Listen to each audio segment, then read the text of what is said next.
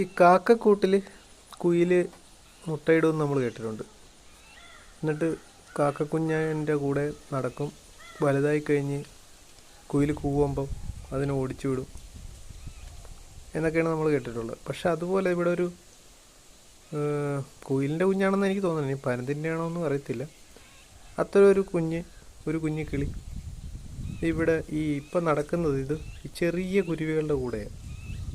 ആ കുഞ്ഞാണെങ്കിൽ ഇപ്പം തന്നെ ആ കുരുവികളെ ഇരട്ടിയോളം ഉണ്ട്. അപ്പോൾ ഇതിൻ്റെ കുഞ്ഞല്ല ഉറപ്പായിട്ടും. പക്ഷെ ആ കുഞ്ഞ് നിങ്ങളുടെ കൂടെ നടന്നിട്ട് എപ്പോഴും പുറകെ നടന്നിങ്ങനെ കരഞ്ഞ് പുറകെ നടക്കുവാണ് കുറച്ച് ദിവസമായിട്ട്. ഇടയ്ക്ക് എന്നിട്ട് ഞാൻ നോക്കി, ഇങ്ങനെ ഭക്ഷണം കൊടുക്കണമെന്ന് നോക്കിയപ്പം കുറേ നേരം കഴിഞ്ഞ് അതിലെ ഒരു കുരുവി ഇതിനുകൊണ്ട് ഭക്ഷണം കൊടുക്കുകയും ചെയ്യുന്നുണ്ട്.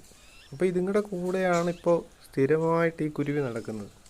അപ്പോൾ എങ്ങനെയാണത് ഇവരുടെ കൂടെ ആയെന്നറിയത്തില്ല. എന്തെങ്കിലും ഇവരുടെ കൂട്ടിൽ തന്നെ കുഞ്ഞ് വിരിഞ്ഞതാണോ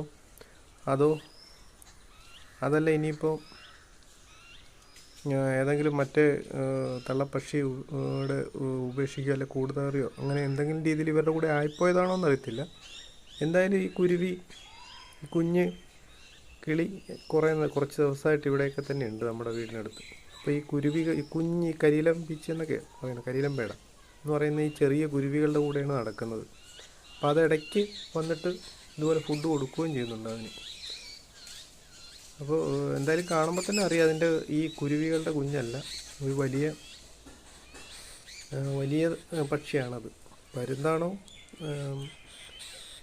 നമ്മുടെ കുയിലിൻ്റെ കുഞ്ഞാണോ എന്ന് കൃത്യമായിട്ട് അറിയത്തില്ല. എന്തായാലും അതിന് ഫുഡൊക്കെ കൊടുത്ത് വലിയ കുഴപ്പമില്ലാതെ പോകുന്നു.